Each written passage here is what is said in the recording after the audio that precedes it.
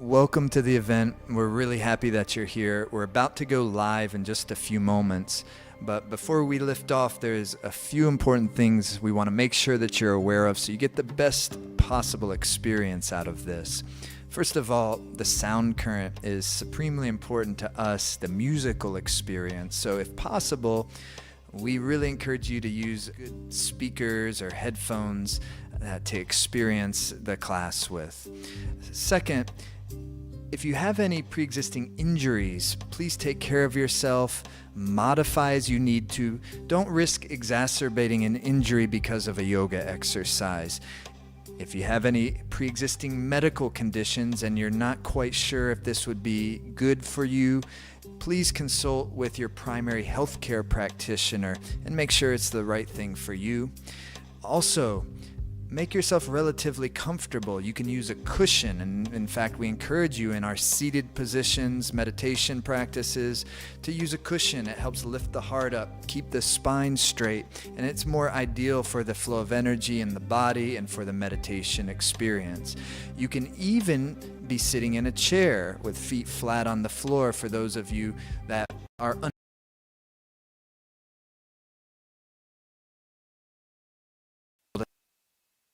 sit in a meditative sitting posture on the floor. Just use a chair, and for many of the exercises that will work perfectly fine.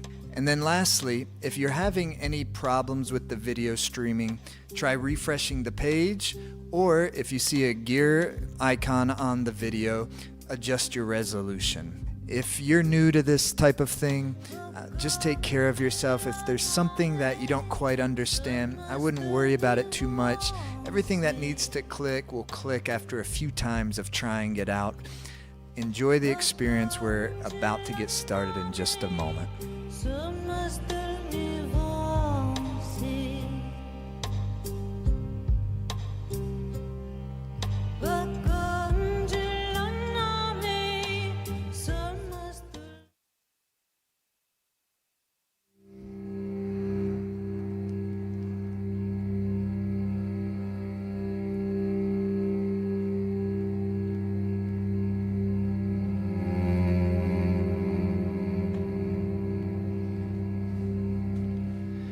Okay, welcome everybody. Let's do this. Tuning in. Take the hands, make a little magnetic energy. And you can feel that like really like that and then like that. Yeah? And just feel for a moment the pull between the two palms. A little more like that. Brisk, light and brisk. Then like that. Who says you're not magnetic? Take your hands like that in this prayer mudra. Prayer mudra at its essence, no religious thing at all. It's a magnetism thing is one context. It's the two palms, negative and positive, neutralization of the psyche, open the intuitive channels of the mind. And for that, we also use a mantra.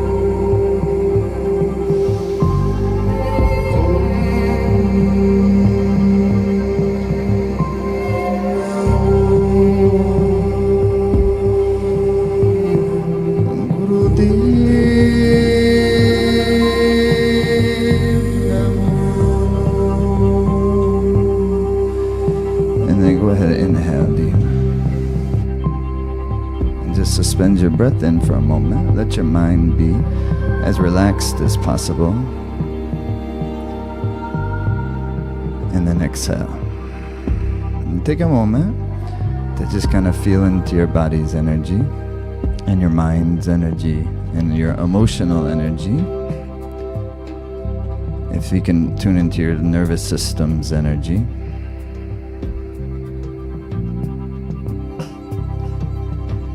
And even if you can also have a sense and tune into more of your subtle energy, such as your life force. That which keeps us alive. Because if anyone's ever experienced a body that is passed on, then you know what a body feels like when the life force has left it. You can go ahead and relax. Yeah. And so, but for now, we have this nice life force in our body. All of us do. If we're alive, you have that which keeps you alive. What is it? That is like beating your heart, keeping the heart going, digesting the food, doing all the literally trillions of, or perhaps even quadrillions of physiological things that are happening in our bodies at every single moment, of which we don't really participate in any of it consciously. It's all done by the autonomic nervous system, the unconscious mind. So the unconscious mind is also the domain of life force, prana, from the yogic perspective. Life force is what in yoga they call prana. In the Chinese system they call qi. Same thing, but all over the world they are aware of it. And perhaps we're not yet able to observe it with like our instruments of science yet, but we will be able to, definitely. And all of that will develop as our ability to perceive our subtlety develops more and more. And that's an important process of human life and human evolution, because the more we're in contact and in good touch with the subtle nature of what we are, then we're more in touch with the part of us that doesn't die, that continues on. And this is just really, it's not a study of religion. It doesn't even have to be in the umbrella of spirituality, but then you get to what is not spirituality? Like, all of life is. Like, there's certain things in life that aren't spiritual and some things that are spiritual. I don't know about all that. I think it's just all in how you approach.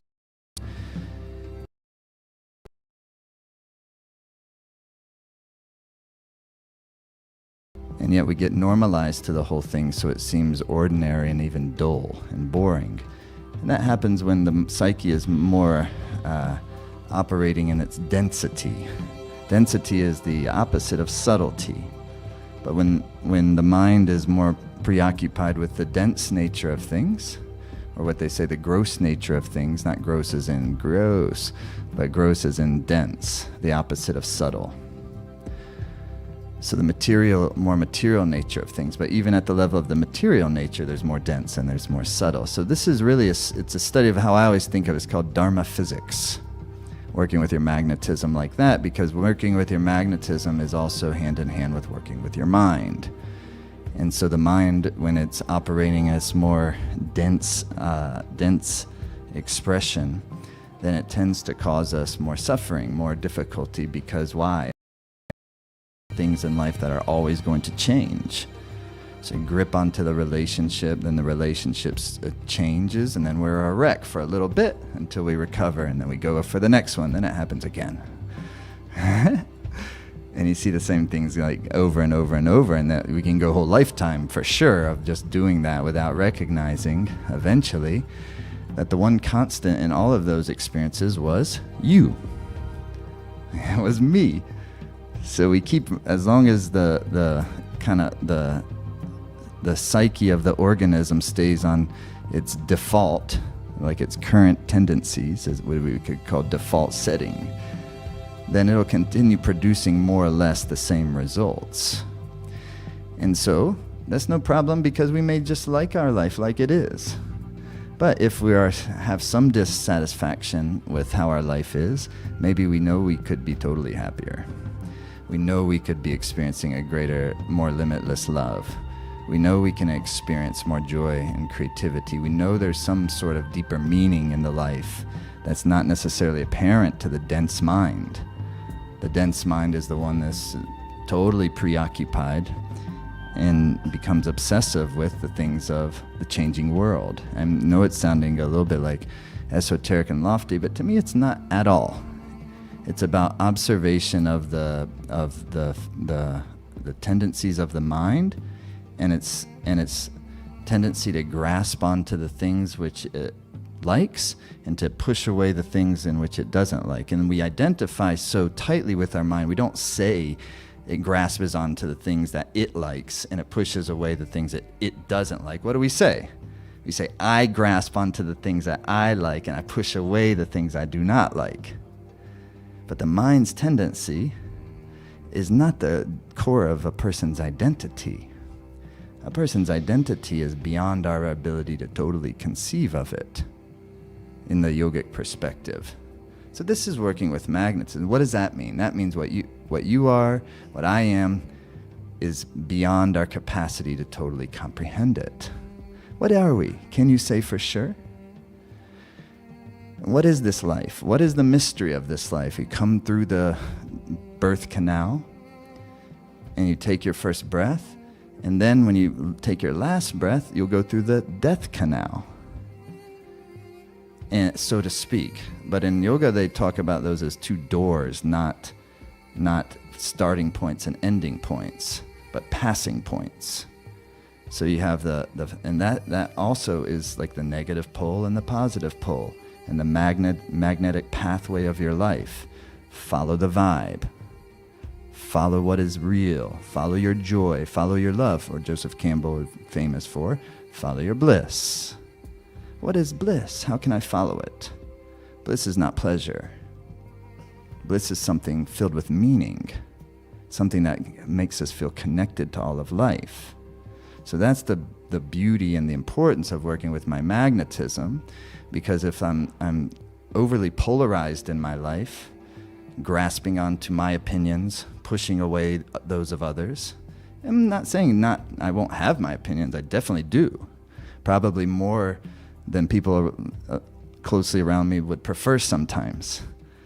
But being overly convinced in our opinions, being overly convinced in our way of seeing things, causes us difficulties, because it leaves no room for mystery and wonder, and for further blossoming and new perspectives, which make us happier. So this practice is about being a little more relaxed, actually. It's not a religious practice. It's not part of being in any club or membership.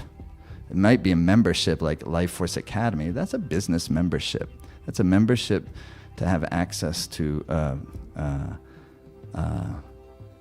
some good tools, but it's not a this type of thing. To me, I don't like it to be something where then we identify with the tools that we're using so strongly that then it creates this other type of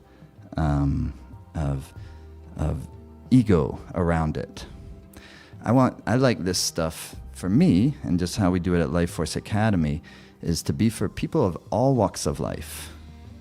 Of course, some people, some walks of life are probably not going to be very interested in, what I have to say or what these things are. No problem. But I like to approach this stuff so it can apply to any human being, I hope. And that's why I think it's nice that you can talk about it in more of type of magnetic language of positives and negatives, grasping of the mind, pushing away of the mind. And when we say the mind, it's not just our intellectual mind, of course, it's emotional mind. It's how we're experiencing our emotions. It's not getting rid of emotions to where like spiritually stiff, this type of thing. But actually being able to work with our emotions in such a way that we are gaining greater contentment in our life and greater satisfaction and greater love. But we all know that we can't do that by just sticking with the pleasant emotions and fighting off the unpleasant emotions. Unpleasant emotions are very, very important. And there's some of the most important blossoming moments of our life is wrestling with the very difficult parts of our life. And all of us get heavy doses of that from time to time. And all of us get little micro doses of it on the daily. Microdose your suffering. But that's real. Normally you would like a microdose and not a macro dose of suffering. But sometimes certain things come around in our life that it causes tremendous difficulty, tremendous suffering. A beloved one passes away. Some tragedy happens in life. Tragedy is a part of life. So let's not act like that's not a part of life. It is. So working with the magnetics from the yogic perspective, because that's what your prana life force, that which keeps you alive is your magnetism, your magnetic energy. We call it prana, which we loosely can translate as life force. Or you could rather say life force intelligence. Is that which causes all the, what in India they call mahat, the great, all the great truth principles that govern life. And that includes at the material level, such as the force of gravity, the laws of like Newtonian physics, all the way to the subtle physics of life, the laws that govern karma and dharma and so forth and so on. It's brilliant stuff. It's not woo-woo. That's what some modern people put on top of this stuff to kind of make it seem like out of the ordinary. When all the while, this is stuff that just can help human beings feel better. And we all share that in common. All of us want to feel better. All of us have to pass one day through that other doorway. So you have compassion for other people. And because they also have to do that, and they have to do that by themselves, just like you and I do. And so life is real. When you embrace the realness of it, perhaps some bliss is in there, in the middle of it.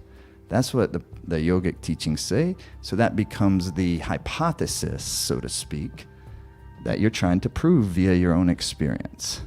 Is at the center of this thing, not just life force intelligence, but life force love intelligence. That's love that grew you in your mother's womb somehow. Love intelligence, that which can turn her blood into milk. How about that for the force of compassion? Love intelligence. That which makes everything so beautiful. The stars in the sky and the moon coming. Right now it's like a crescent growing, and here we have on the day of equalized timing where just because the way the sun moves through the ecliptic, and on one hand we're on a rotating, turning planet that's moving like 80. You know how they throw those big ass numbers out, 80,000 miles per hour through you're on this rotating planet moving around the sun. And on one day you get the point where actually the amount of dark and the amount of light is perfect. On this winter solstice, the total amount of dark, very wonderful time of the year. Maybe the most deeply meditative time of the year. That's why I always do something on the winter solstice. Summer solstice, most light. Very expansive moment of time. I always do something on the summer solstice. That's working with the natural physics of nature in order to keep yourself healthy, really. The natural markers to say reboot, rekindle, recharge, reconnect. So it's not just physical. By saying recharge, system reset. We're not just talking about the nervous system and the endocrine system and the tissue layers of the body and the immune system. We are talking about those things, but all those things are connected to something else. And what we're talking about is us feeling connected to what our life is all about, feeling inspired, keeping our inspiration alive, our interests alive, being interested in life. That's called growth and blossoming. So when we say total system reset, that's what we mean. And then in combination with the kriyas and the exercises that absolutely recalibrate the nervous system so we can be connected to the inspiration. That balance the endocrine system so we can stay connected to the meaningfulness of our life. Nervous system you can track. It's like wires through the body. It's all connected. comes down through the central channel here, like your spine, and then it has like roots like a tree that goes down the backs of the legs and through the legs. We call it our sciatica. It looks like roots of the tree, and they're about the size of like your thumb. That's called what the yogis call the life nerve. And so the nervous system you can see, and it's connected, and it all goes shoom, and it's kind of like the physical correlation to what the yogis call the pranic body, which is also like a nervous system, but you can't see it in the physical point of view, but they understand it very well, and it's well architected and well diagrammed. And so this is why we have things and awareness of things like the chakras. This isn't woo-woo. It's been around for over 5,000 years. So things that stick around like that is because they have practicality and they have substance. And so when you learn to work with this subtle nervous system, it's much easier to recalibrate your physical nervous system and the endocrines, because the endocrines are the guardians of the health, and you can't track them. They don't have wires connected. There's no wire that connects your pituitary gland to your pineal gland, to the thyroid and parathyroid, and to the ovaries or the testes, etc. It happens through secretion, enzymatic secretion. But that's a communication that is happening without wires, just like my phone can be connected without a wire to a speaker, and then you get how does that happen? That's magic, wouldn't we think? Go back 100 years and you have this thing, and then you can make the sound come out, and then you can control it from here. But we're just like these phones. It's magic, actually, but it's an illusion at the same time, meaning it's like, okay, it's very cool and it's a tool, can be totally helpful, but it's hypnotic. And so you can get overly convinced by things, and you can get stuck in them, and it's like, joom, joom, joom. Yeah, have a little fun, but recalibration, system reset, then you don't have to be worried so much about this, because your center is so strong and connected to life. This little thing won't overtake you. Don't have to be too concerned about that.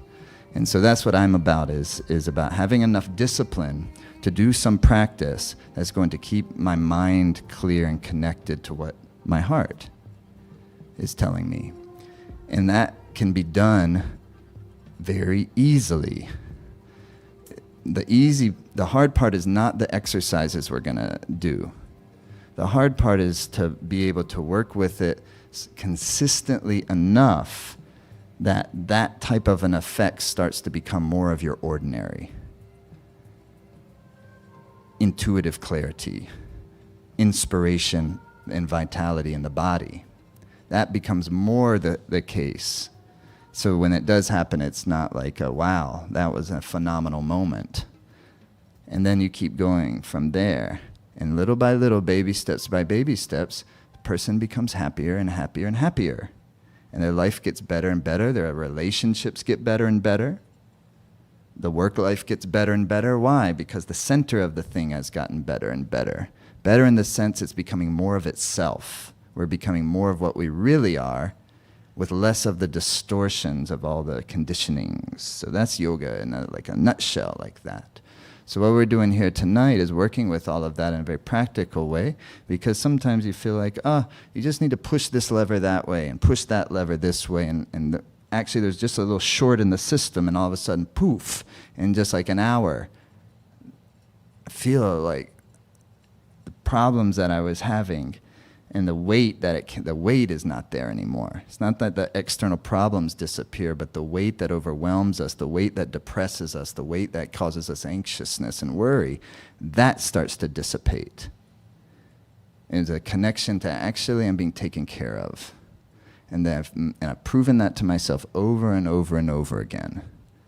And it's easy to lose track of that. So that's what the practice is all about, to never lose track of that. And for me, my experience, to never lose track of that, I got to practice on the regular. Yeah, so equinox time's the perfect time to get that going. We have big eclipses coming up. We have a big months ahead of us, definitely. We've had big months behind us and years behind us, and I'm certainly have the feeling, and I think most people do, there's big big months ahead of us. And this time right now is big for us. The season, the most important season is the season that we're currently in. And so it's bringing presence to what's going on right now, not looking forward to some future time like it will be more important than this time right now, but recognizing the gravity of the moment. And by recognizing that, you get meaning to life. This comes from the subtle nature, not staying on the surface of things, yeah? Come onto the hands and knees, and let's start to move the body. Start to make the spine nice and supple. Those of you at home, best if you have a nice space to practice on, but even those of you if only have a space to be on a chair or something like that, it'll work just fine in that case as well. Inhaling, the head is coming up. Exhaling, the head is coming down. Most of what we're doing tonight you can do in a chair, but there'll be a few exercises like this. That'd be good to get down on the ground.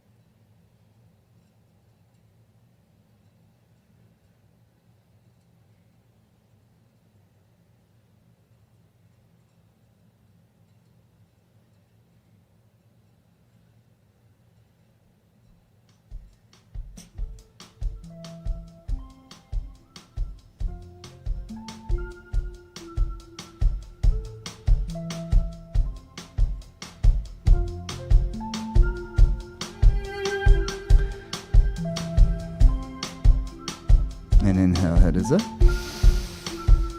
And exhale, head is down. Good. Come sitting back. Easy pose. And come with your hands like this. Chest lifted, sit bones down to the floor. And then drop the shoulder blades, lift up through your chest. And then you're going to inhale, swing to the left, and exhale, swing to the right.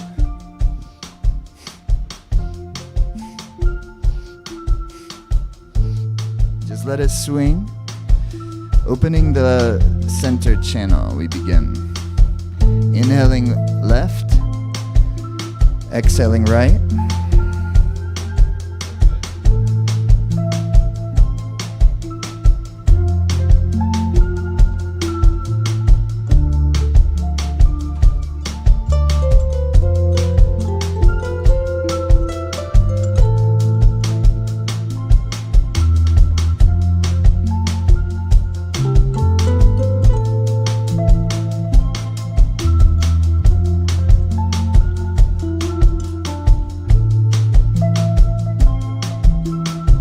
Another just 25 seconds. Just let it swing. Try not to control it too much. Let it just swing. Inhaling left, exhaling right.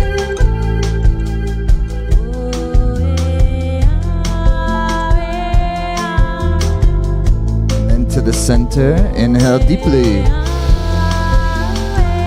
And keep the breath suspended in. Lift the pelvic floor, rectum, sex organ, navel up and in. And then exhale. Hands to your knees. And keep the chest lifted up. And it'll be simple like this.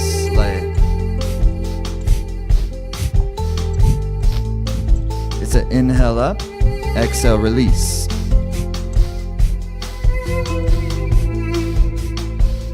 Through the nose, breathe. Eyes closed down.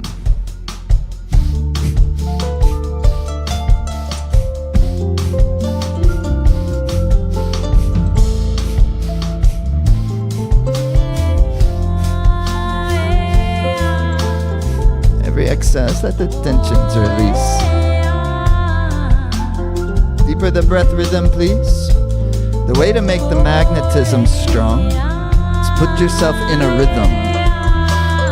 And in this case, using the breath, you have the positively charged life force, pranavayu. You have the negatively charged life force, apanavayu, the two winds. life force winds of the body and mind. Controlled by the inhalation and the exhalation. So make the breath into a beautiful rhythm for the last 15 seconds.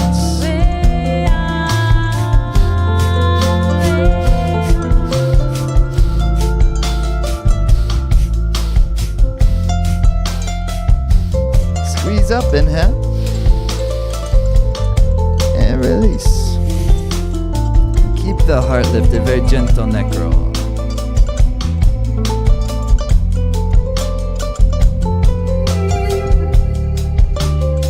Relax jaw, relax tongue.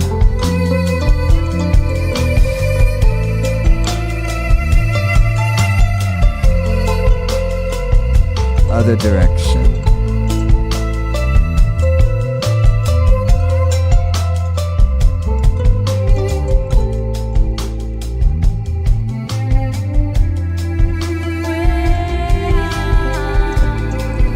Inhale, center. Exhale. Stretch your legs out wide, okay? Like a V shape. Feet are flexed. Some energy in your toes. Groin areas relax. You're not worrying about touching your toes. You're keeping your heart lifted throughout the exercise. Inhale, that means center of your chest lifted. Inhale, center, turn to either side and fold, and then exhale. And then inhale as you lift, exhale. Use that leg on that side to help lift you. Press it into the earth a little as you take a deep inhale. Every inhale, fill your lungs. Yeah, you're connected to your sit bones. You can use a cushion to lift you a little if sitting on your sit bones isn't possible without one. That's called wisdom. Deeper the breath, please, my friends. Every inhale is fantastic. And then finish every exhale.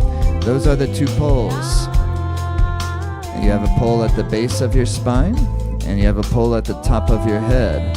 And between those two poles does the chi move and circulate.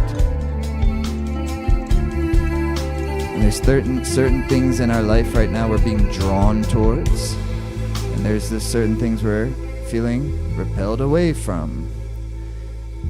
If you tune in and we develop our meditative mind, you can learn to tune into that so you can trust it. Deeper the breathing.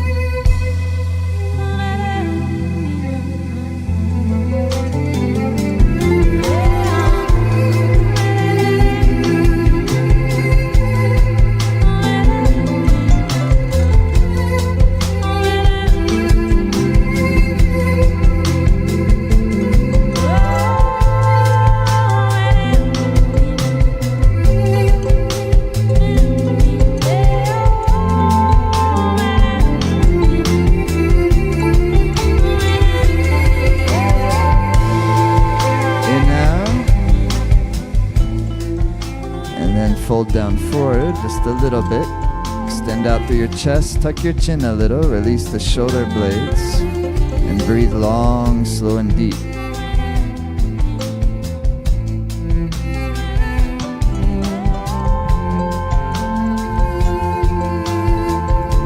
And relax. Shake your legs out. Good. Beautiful. Wonderful. Fabulous. Excellent. Okay. So I want you to try this. Have a little bit of water.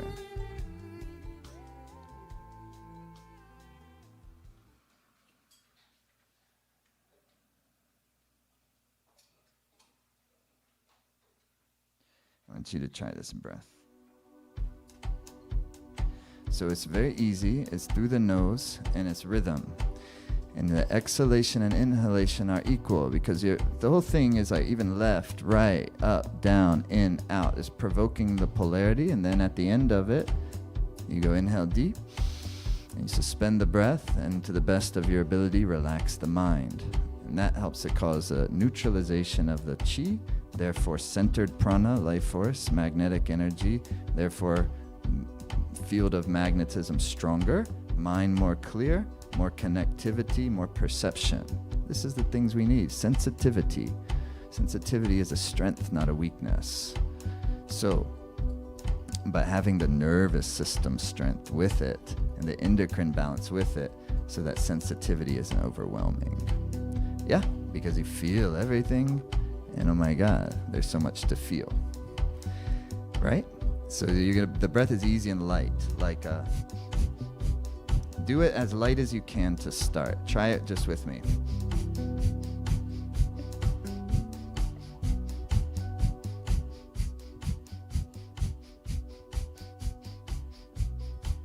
Lift up your heart. It'll deepen. Now inhale deep. Exhale. Inhale deep.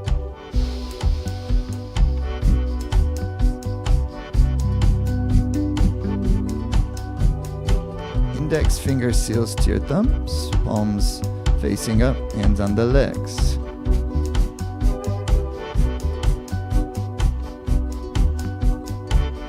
The face is relaxed, actually. The mind is relaxed. The rhythm is moving. And so also the rhythm becomes hypnotic, and your focal point becomes just listening and feeling the breath and its rhythm. Eyes soften down, eyes closed.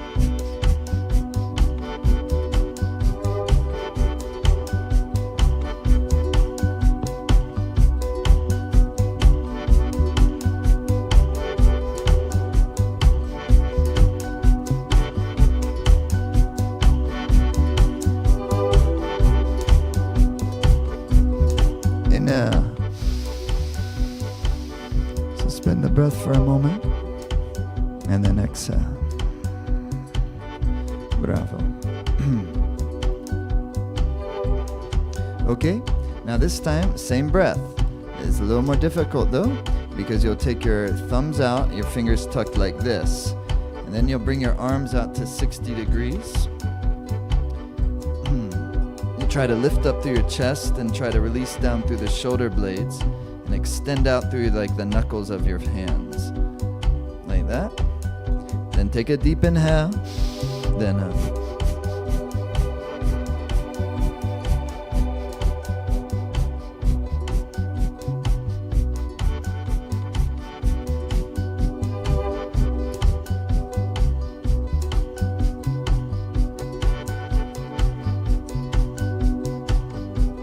remember, the exhalation and inhalation of equal strength. Don't leave out the exhale part.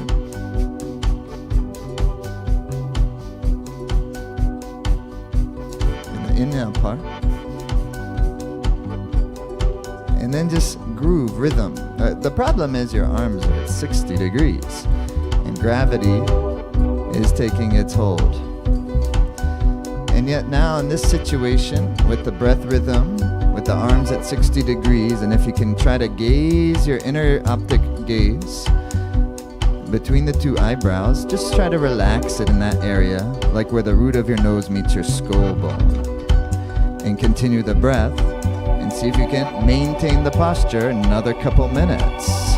Now that gravity will put a pressure on the chi, on the system, and with that 60-degree angle of the arms and the angle from the two eyes into the upper triangle space of the third eye point, it will encourage your chi life force to circulate in the upward moving fashion.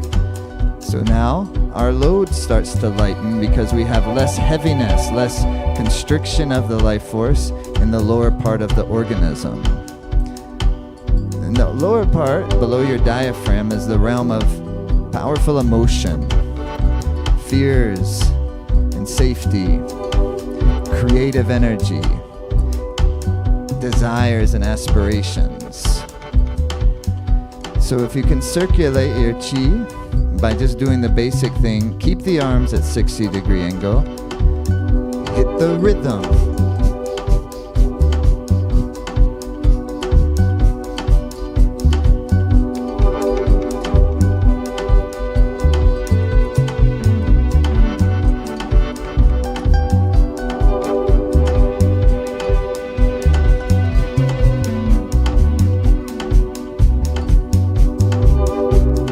hand in the elbow. Almost there.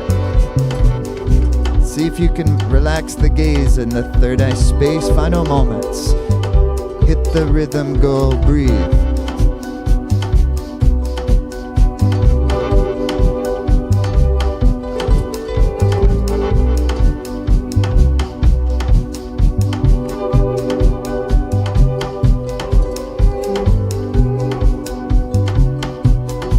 Hold the position, inhale deeply. Bring your thumb tips touching above the head. Stretch open your fingers wide. Stretch through your spine. Extend through the spine. Stretch up. Stretch up. Stretch up tall. And relax. Exhale. Sweep through the arms. And just be still for a moment. And keep your heart lifted. Your body tall, but also soft and relaxed. And close your eyes.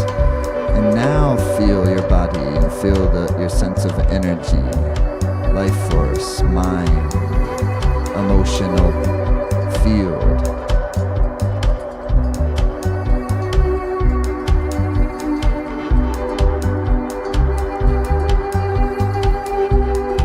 Yeah, have some water, please. That's called becoming the master of your own domain. It's easy for our emotions to overpower us in our better wisdom and sense of things. But if we're working with these types of things, not only when they're disruptive, but as an important part, just like you take care of all the physical parts of our body, we take a shower, we brush our teeth, we do those things so that they'll help us and that we can stay alive and that we can not have as many problems. What would the problems be if you don't take care of your teeth? It's the worst. And so in the same way, it's called taking care of the emotional body, taking care of the subtle body, the life force body, because these are all just as influential and in some ways maybe even more than all those things, because they're kind of the underlying field of intelligence that gives life to those things and therefore shapes its patterns. Is it making sense? Your heartbeat has a pattern, a natural rhythm. So as I put ourselves in rhythm, even the heart improves. You already had some water? Okay. So here's what we're going to do. This is 3 exercises. All of them require your attention. They're not exercises you can really do well phoning it in other words. Or like kind of half. Can we kill the AC in here, please?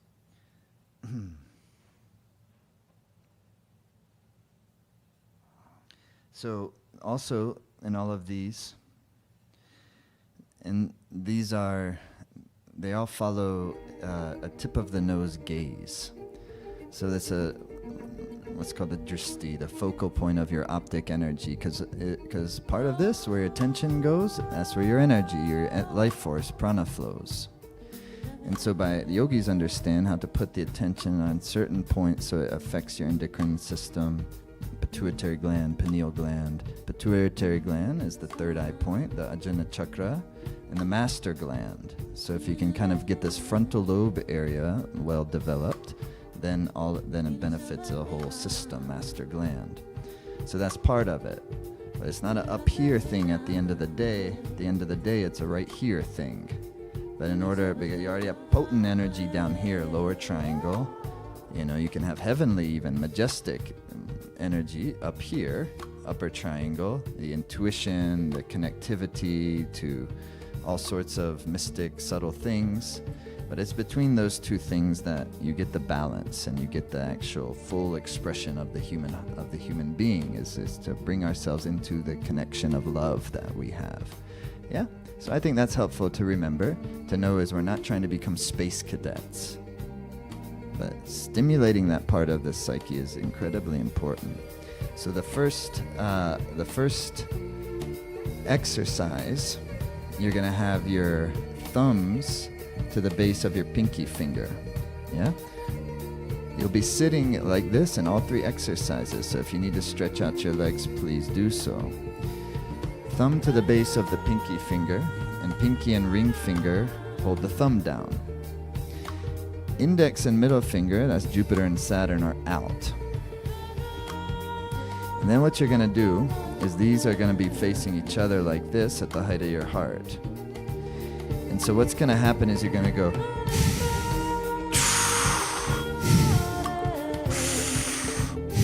They don't come out here. They go here, straight away. And your exhale is so strong, it makes your nose wrinkle a little bit. It's the wrinkle that takes away the wrinkles. Go.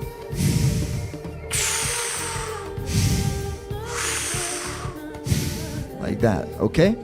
So when you inhale, you make an O shape of your mouth, and it's like, okay? When you exhale, like that, okay? It's 3 minutes. At any time it becomes too overwhelming or you're feeling a little bit of dizzy, just relax, please. But then also enjoy the feeling. Endeavoring to stay in kind of a meditative space, like a relaxed mind with a sense of spaciousness. If you're not sure what that is, you can, for instance, visualize in your mind like a sunset over the ocean. Or you can visualize even looking up at the vast, spacious sky.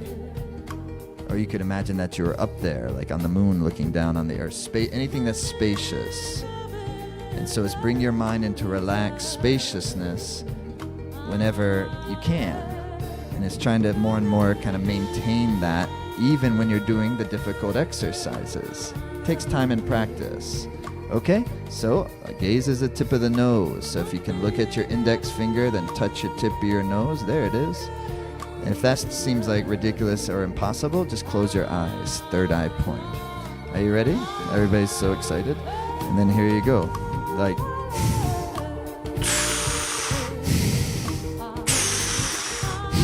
It's a deep inhale.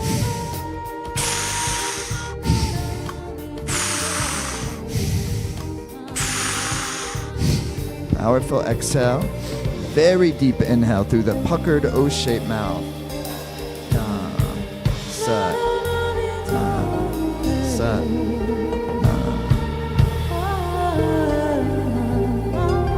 This meditation exercise set is 3 exercises, each 3 minutes only. 3 minutes max.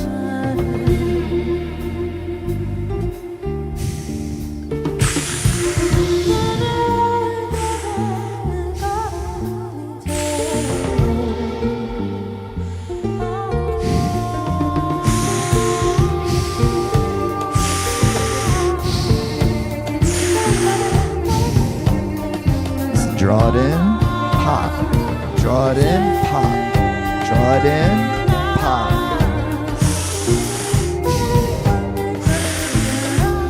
Tension, release.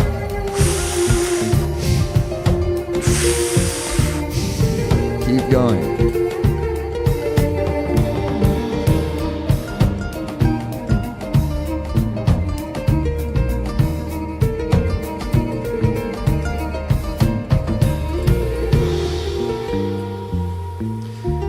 These are very old exercises, the results of human experiments by ancient yogis, healers. Keep going.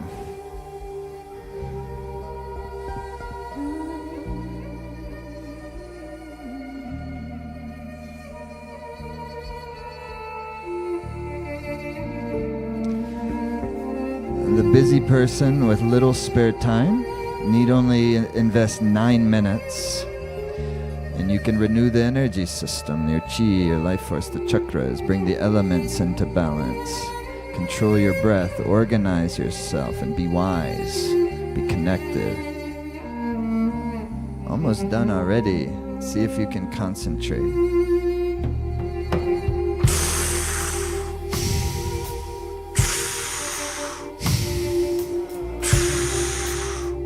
Do it with grace and with power.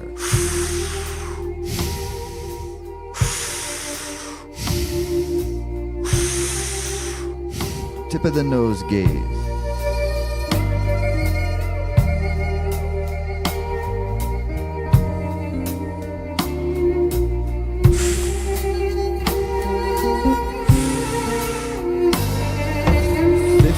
seconds.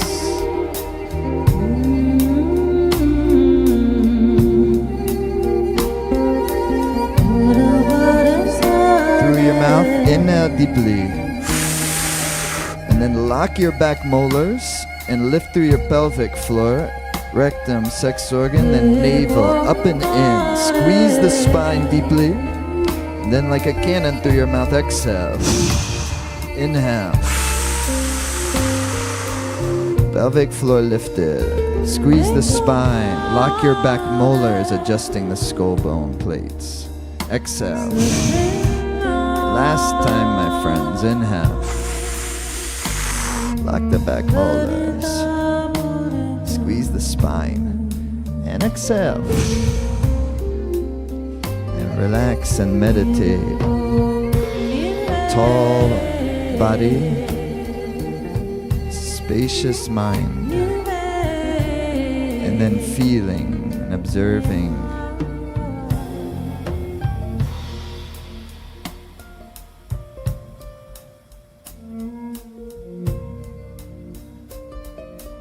Fantastic. Shake your arms out a little. Stay on the body, in the body, on the earth. Come on, shake them a little bit.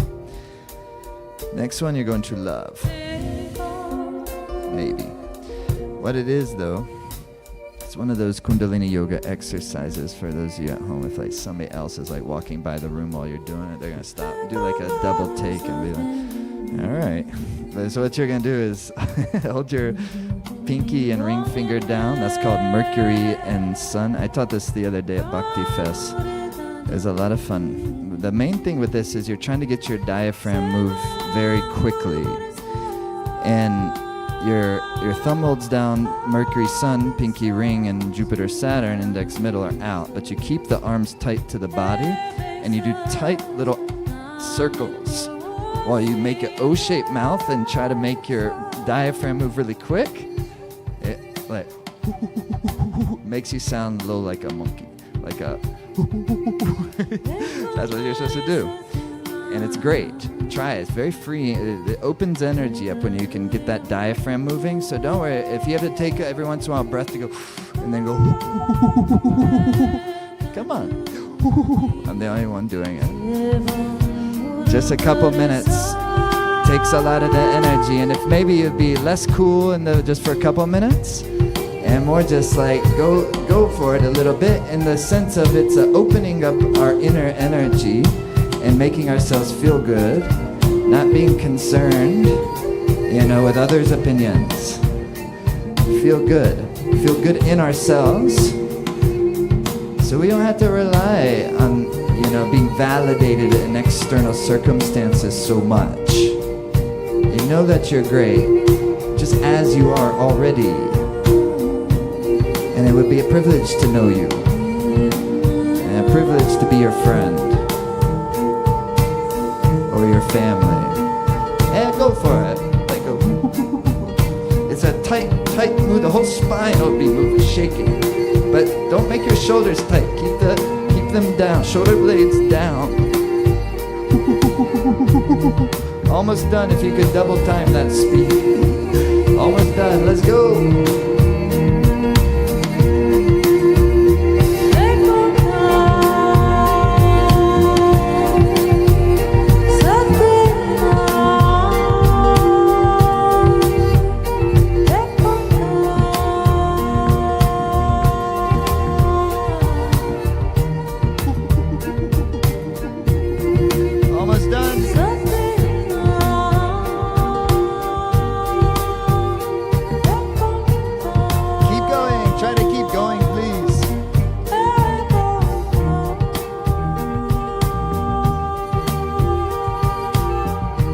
Faster. You feel like you can move the chi. Can't you feel centripetal force?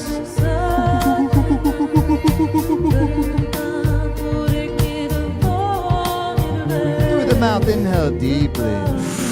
Press your two lips together. Lift the Mulaban rectum, sex organ, navel, up and in. Press your two lips together. Squeeze the spine. Exhale. Inhale again. All of that. Root lock lifted. squeeze the spine, press the lips, squeeze the spine, exhale. Last time. Squeeze the spine, press the lips, squeeze the fingers, squeeze it, exhale. Relax. Have some water, please. One more exercise, then we'll lay down, okay? This one, though, does ask a lot. It's a big ask for a little webcast on a Thursday evening. But not for the Equinox, it's not a big ask. Like, change the whole feeling of the spine. But it's 3 minutes is all, okay? Same mudra, thumb holds down the pinky and ring finger. And then what you'll do is you go out fingertip to fingertip like this. Make sure you're on your sit bones. And so first, if my palm side of my hand is facing forward, then I'll turn it up towards the ceiling. Then I'll even try to turn it further towards behind me that way. You're twisting the inner elbow, shoulder blades release, heart lifted. Start with the eyes closed and make the breath very deep through your nose.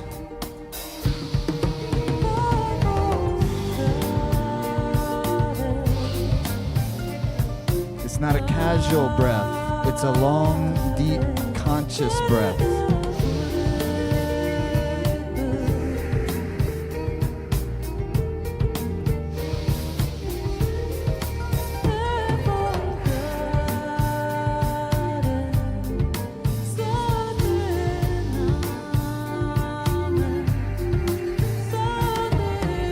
And at a certain point, it becomes quite difficult.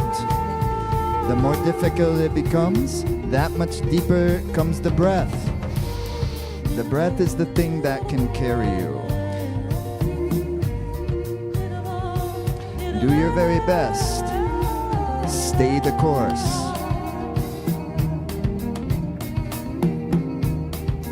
Deeper the breath, please. Even deeper, please.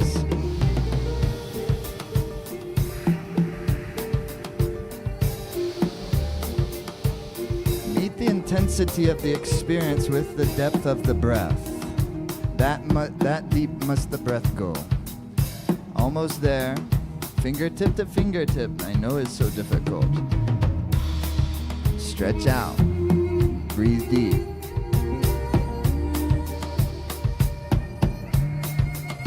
Heart lifted, shoulder blades release.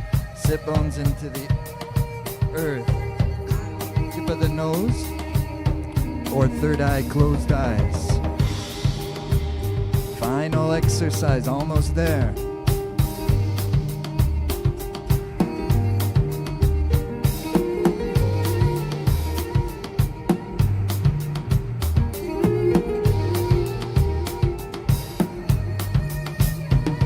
The day of equal light, the positive and the negative. And in the center of it sits the nucleus of you. A force and field of love, intelligence, wisdom. How deep do we all love if we really tune in? Infinitely deep. That's love. A fall in love is an infinite fall. 15 seconds. Deeper the breath if you will. Come on. Fingertip to fingertip, stretch out. Stretch out. Hold the position. Inhale deep. Stretch them to the maximum. Turn the elbows up to the maximum. Lock your back molars. Hold this position through your nose. Exhale. Deepest inhale. Turn the elbows to their maximum. Turn them. Hold the position. Exhale. Last one. Inhale. Fingertip to fingertip. Turn the elbows up. Inhale some more.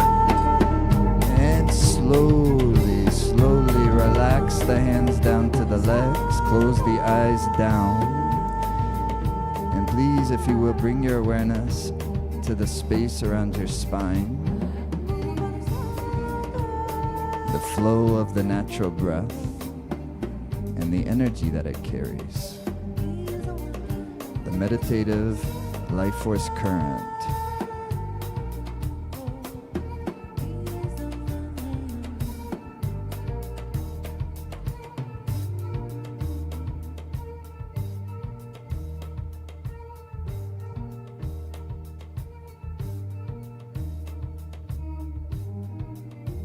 Now beautiful. Please inhale and exhale.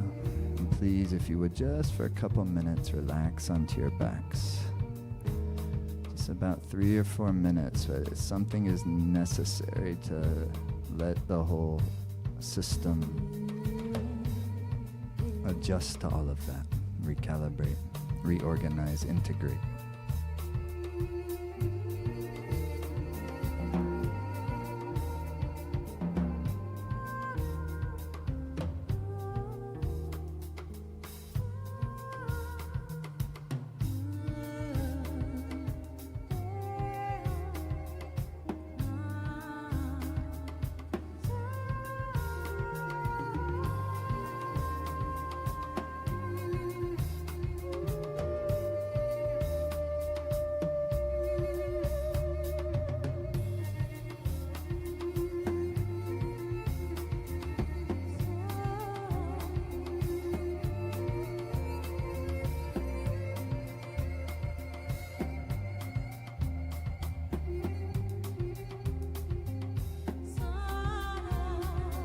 Let your legs relax and let your jaw and your tongue relax.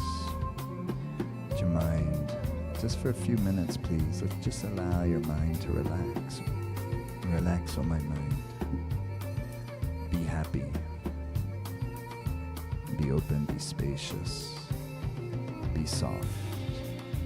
Let the chest soften, the hands soften, the tissues of your body and your muscles soften. You can do all of that with only your mind. Your upper back relax and soften. Muscles of your neck relax and soften. Soles of your feet are relaxing, soften. The toes are totally soft and relaxed.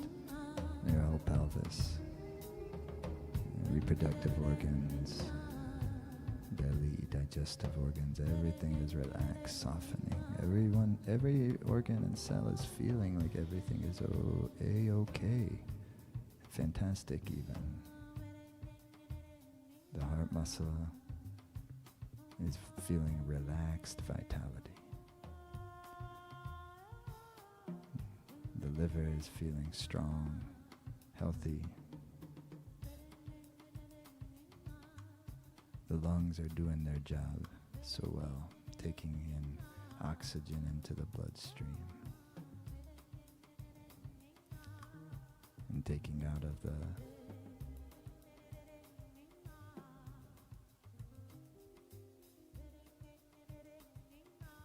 exhaust of our metabolism.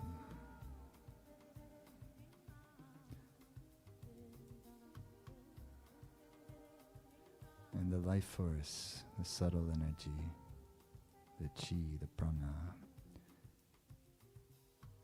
is just moving from below our belly button down through the legs and feet and toes and out through the arms and the fingers and fingertips and up through the spine and into the crown and the skull.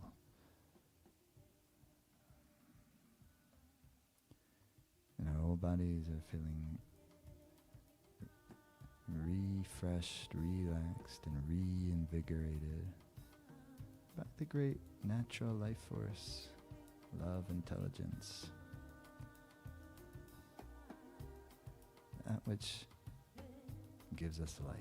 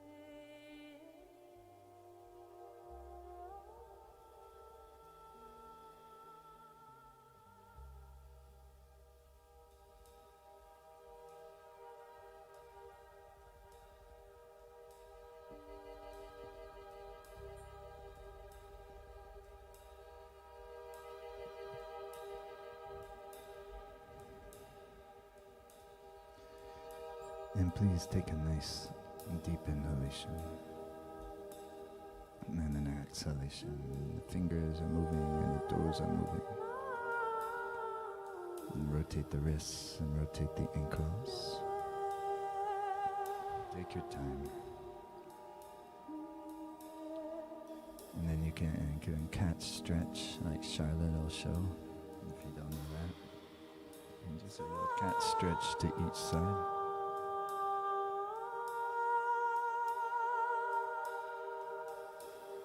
And then you come back and you rub your palms nice together. And you rub the soles of your feet together. Make a little friction heat. And then hug your knees to your chest and rock a couple of times to come into for the final meditation moment. It's one thing to kind of generate all this energy, but then we use that to shape our reality, our life. That's why always with this stuff, you always start with kind of tuning into your wisdom and tuning into your compassion, your concern for others.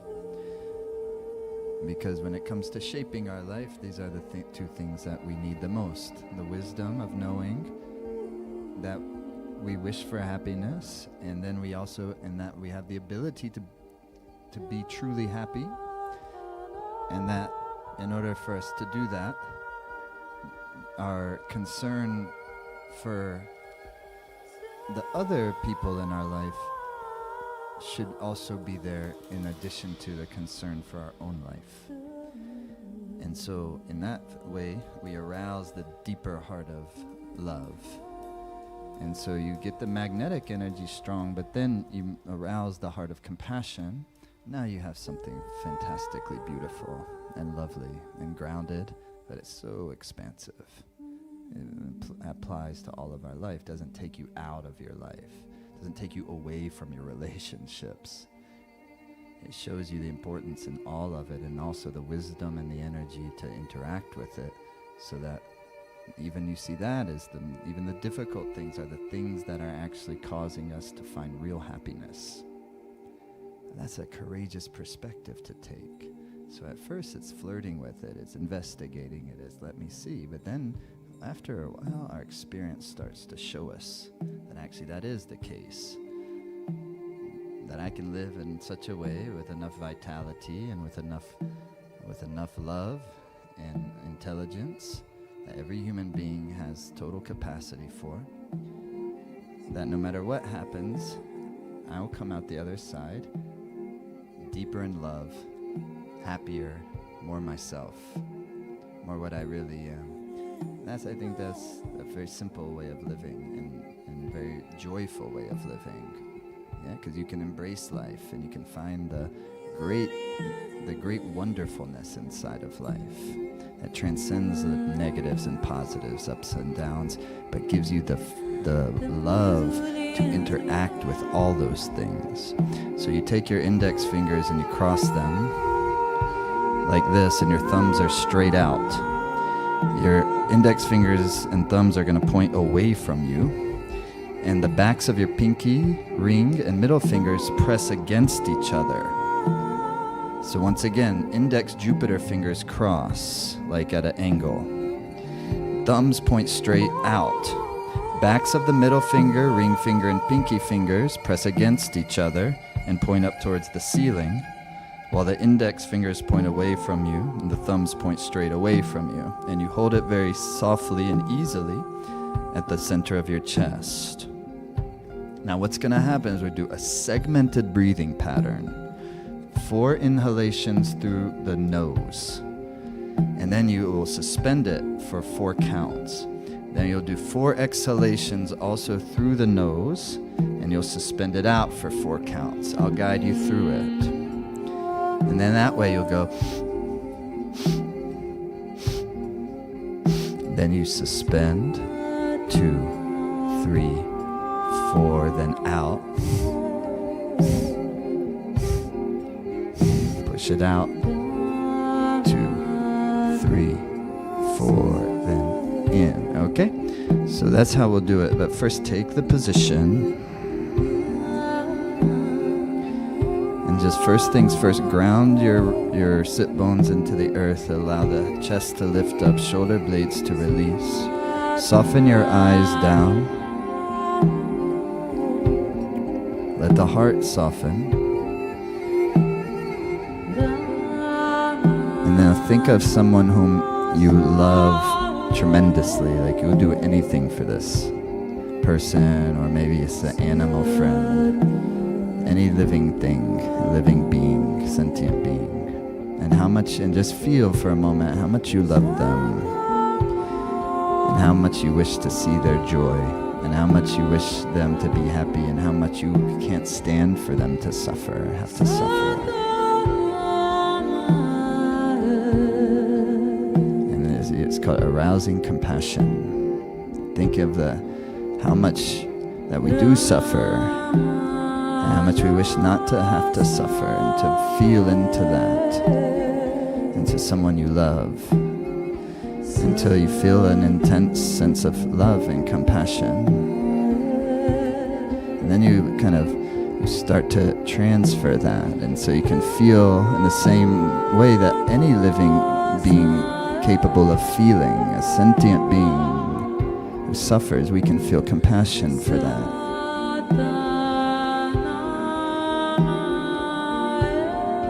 And then we begin in a very simple way, like then suspend, 2, 3, 4, then out, out, out, out. Suspend out, 2, 3, 4, then suspend, 2, 3, 4, then suspend out, 2, 3, keep going. Suspend. 3, 4.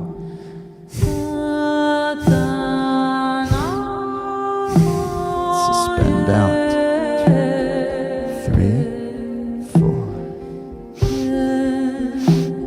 The only focal point for your mind now is the rhythm, the breath.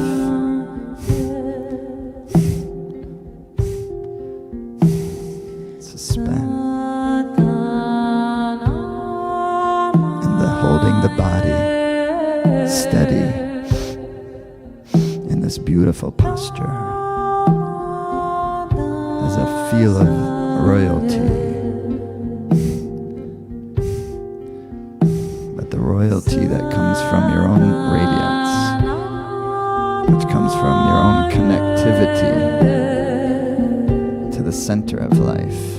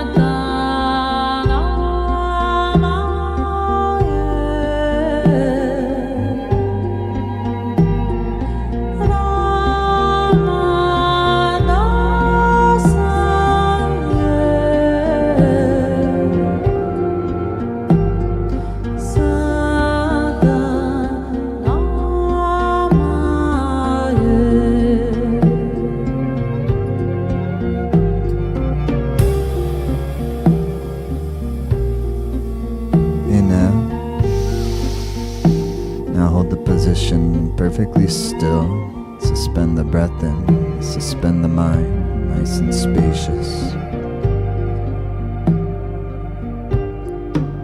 Hold the position through the nose, exhale. Deeply inhale. Suspend the breath, spacious of the mind.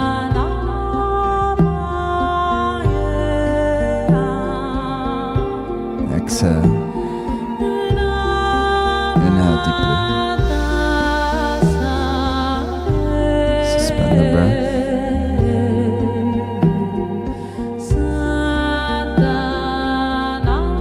And slowly relax.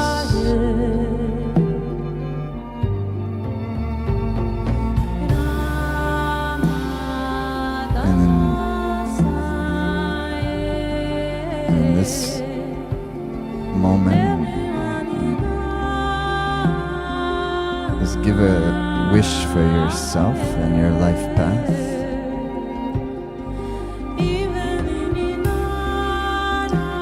A wish or a prayer. And then you just let it go. That's a way of giving the mind its, shape it into a happy way of living, that's all. It's not shaping what the circumstances necessarily will be, but it's shaping the happy mind, shaping the loving mind. And the body is part of our mind, the emotions are part of the mind, it's all one psyche, and that's what this is called, tuning the instrument. And that's what it's all, and today's such a beautiful day to do it. And then next week we have a full moon, we're going to do it again. And then we have the major full solar eclipse that's happening on the 14th of October.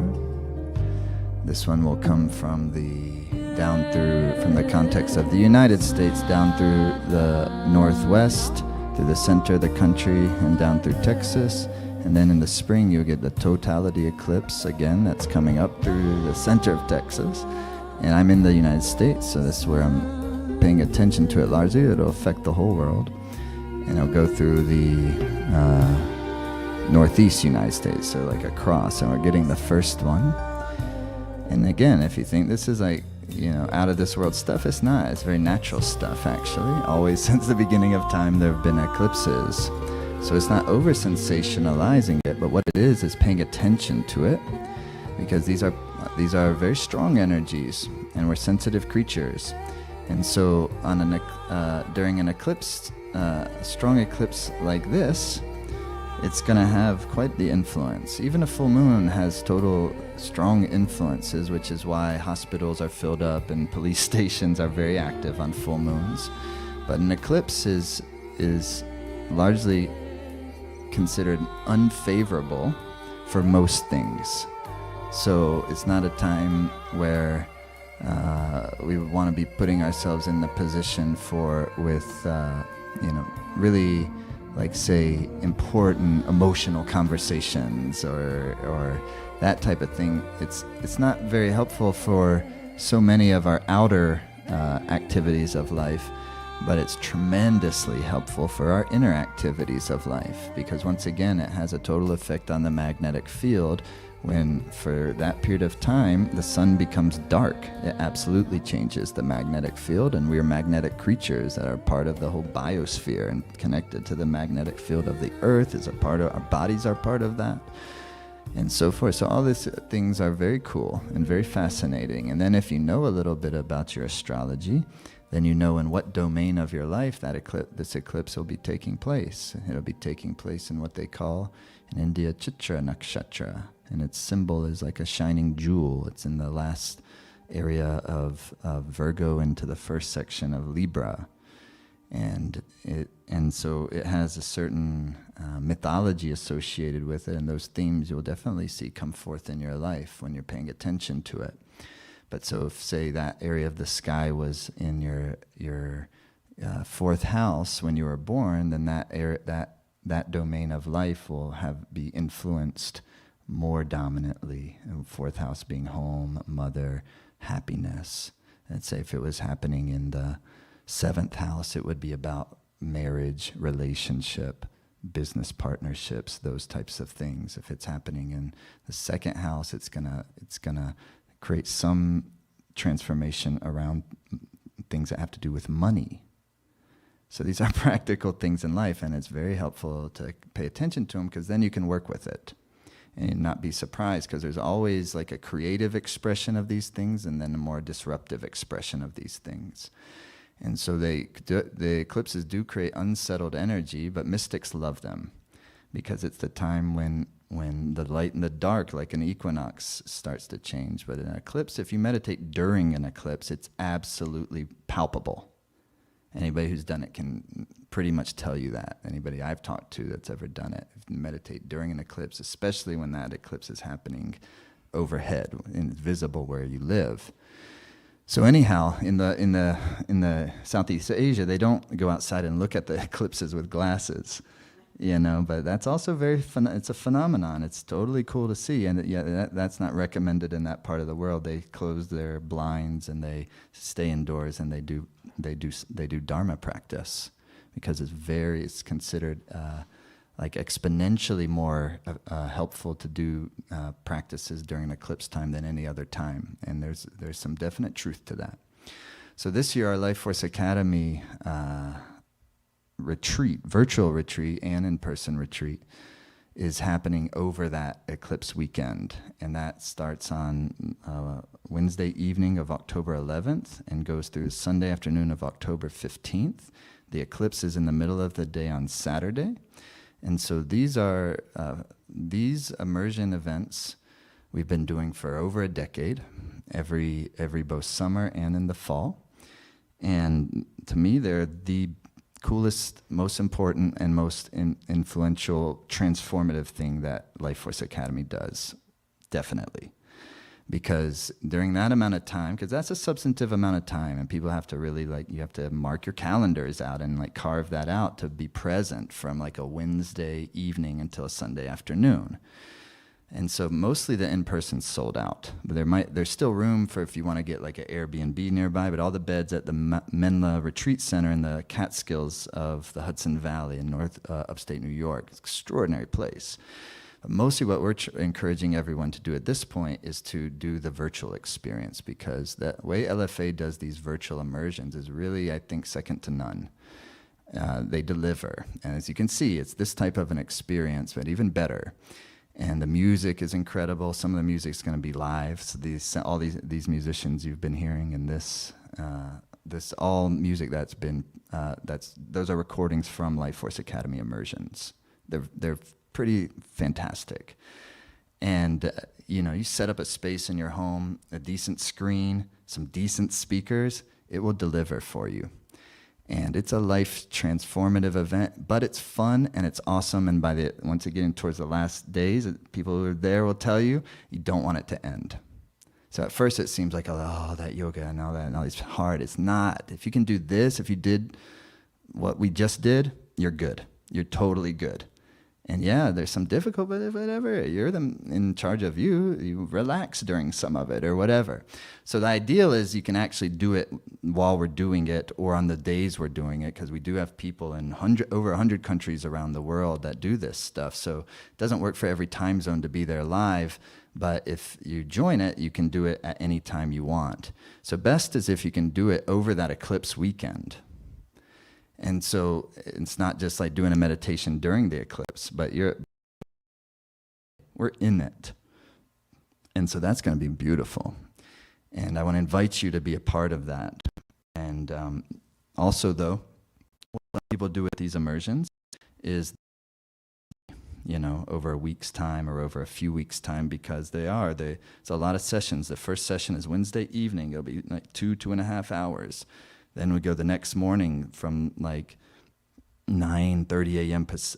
Eastern time until about 12:31 is the next session. And the afternoon sessions are, 2 or 3 hours. It's going to be evening session with the great Tenzin Robert Thurman, one of the great teachers of Tibetan Buddhism in the Western world, for sure. And one of my mentors and dear friends, and that in and of itself is worth the price of admission to me.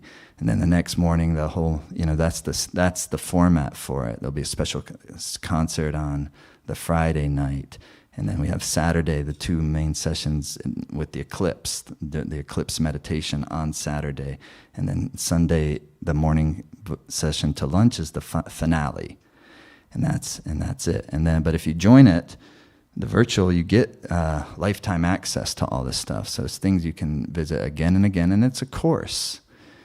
We're going through, it's called Mastering Your Magnetism, and it's using the planetary archetypes through all of the sessions. And some of you have done this type of work with us at Immersions, where you use the planets and their archetypes in order to go through the whole human system, the mind, the body, the emotions, prosperity, relationships, work, fulfillment, etc. All of that gets the tune-up, Mastering Your Magnetism. And then we wanted to sweeten the pot to try to get as many people to be a part of this. If you're feeling inspired to do so, it's on sale. Its regular price is $5.95 for this, but if you get it now, it's only $3.29, so that's almost 50% off. And the other part of that we did to sweeten the pot is you get the course that was filmed last spring called the Cosmic Rhythm as part of it. You get that, and that's an amazing course with also when I say like live music and these, like, okay, fine, this is like magic, the music that is created in this. Like some of the best music I have is like coming out of these things, and part of that is like what's happening with our whole experience. That it's hard to explain, but when you just do it, you'll see what I mean. So that course is 4 sessions with a Simrit concert that was part of it. That's also in there. So that's session 1 is called the Rhythm of Dharma. This is the Cosmic Rhythm. It was also created during the eclipse. Session 2 is called the Rhythm of Prosperity. Session 3 is called the Rhythm of Joy. And session 4 is called the Rhythm of Freedom. That course features the great Leohu Rider and Medine Iyal of Maui, and the whole Simrit band in that course. It's really beautiful stuff. And you can revisit these again and again. So anyways, that's the offer. It's normally $5.95. It's only $3.29 right now. And you get that additional course as a bonus. And then this time, for the first time ever, the LFA is offering a live stream only option. So if you don't care about the lifetime access, but you just want to stream that weekend, then it's even cheaper. It's over 50% off. It's only $2.29. So that's the deal. It's all on the webpage there. Super easy to register. If you click on the button there, it takes you to our checkout page. Have any questions? We have an amazing team that you just respond to. Email us at any of the emails we send you. Hit respond, reply, and we'll get right back to you. But I want to just personally invite you to be a part of this special experience. And now's a great time to join in, to mark your calendars, invite a friend to do it with, or a family member. These are really beautiful ways to have a shared experience with somebody. Very meaningful. So that's that. Thank you very much. Let's seal our time together. And please bring your hands into once again, the prayer mudra. And take a deep inhalation. And exhale.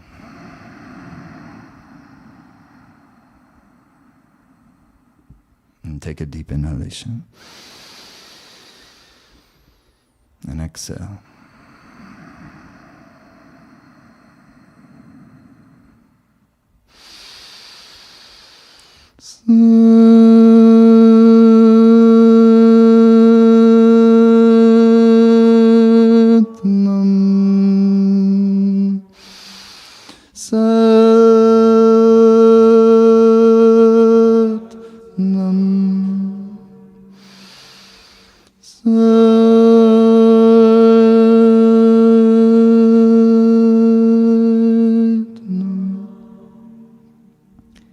Happy Equinox, everyone. Thanks so much for being a part of this today. Thanks to the LFA team. Everybody puts in so much work to make these things happen.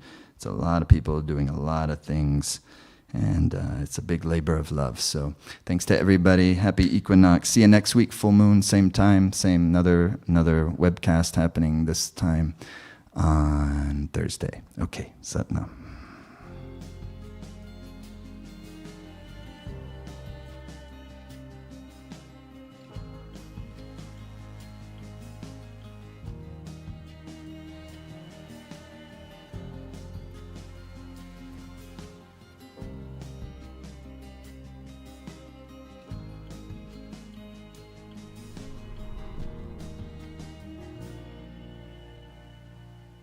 But what we can do in several days is we can create a substantive momentum for ourselves. We can really plug into the source of our happiness and confidence and creativity, and we can gain good perspective on our lives to take our baby steps. Kundalini has really helped me cultivate the energy to stay focused and present, and to help move blockages.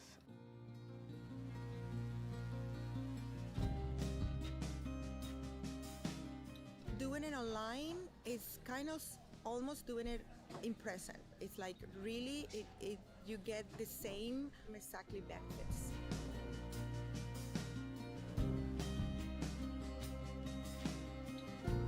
And even at home, you do really feel part of the community, you know? Like I really felt like this was my new family.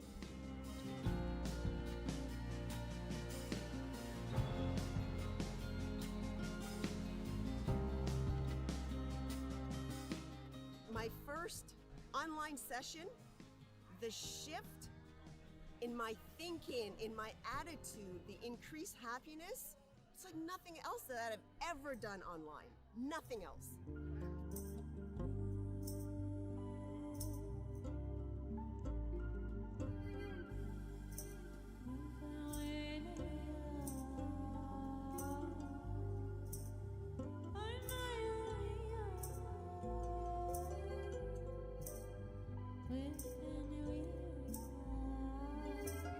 Just the general teachings of Jaidev and his humor, his love, his kindness, his wisdom, his insight, like all of it is just such an incredible blend. If we can create a little bit of time to not only do a good exercise to center our life force, but to also arouse our wish for real happiness and the conditions of happiness, which means that I'm wishing for you to have real happiness and the conditions of happiness.